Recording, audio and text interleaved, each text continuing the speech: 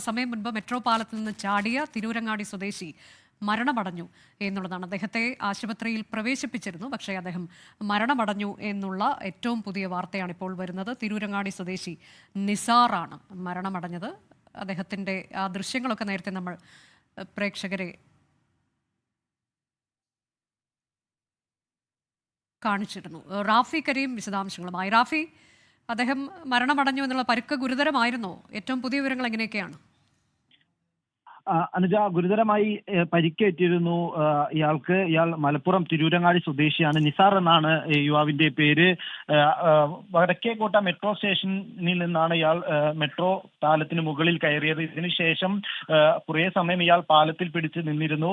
തൊട്ടു താഴെയായി ഫയർഫോഴ്സ് അംഗങ്ങൾ എത്തി ഇയാൾക്ക് താഴെ ചാടുന്നതിന് മുമ്പ് തന്നെ നെറ്റ് വിരിച്ച് ഇയാൾക്ക് പരിക്കേൽക്കാതിരിക്കാനുള്ള തയ്യാറെടുപ്പുകൾ ചെയ്തിരുന്നു. എന്നാൽ ഫയർഫോഴ്സ് അംഗങ്ങൾ നെറ്റ് വിരിച്ച സ്ഥലത്ത് നിന്ന് അല്പദൂരം കൂടി മാറിയതിനു ശേഷമാണ് ഇയാൾ റോഡിലേക്ക് ചാടിയത്. ഈ ചാട്ടത്തിൽ ഇയാൾക്ക് ഗുരുതരമായി പരിക്കേറ്റിരുന്നു. ഉടൻ തന്നെ പ്രാഥമിക ചികിത്സകൾ നൽകിയതിനു ശേഷം ഇയാളെ എറണാകുളത്തെ മെഡിക്കൽ ട്രസ്റ്റ് ആശുപത്രിയിലേക്ക് എത്തിച്ചു. എന്നാൽ ജീവൻ രക്ഷിക്കാനായില്ല എന്നുള്ളതാണ് ഇപ്പോൾ നമുക്ക് ലഭിക്കുന്ന വിവരം.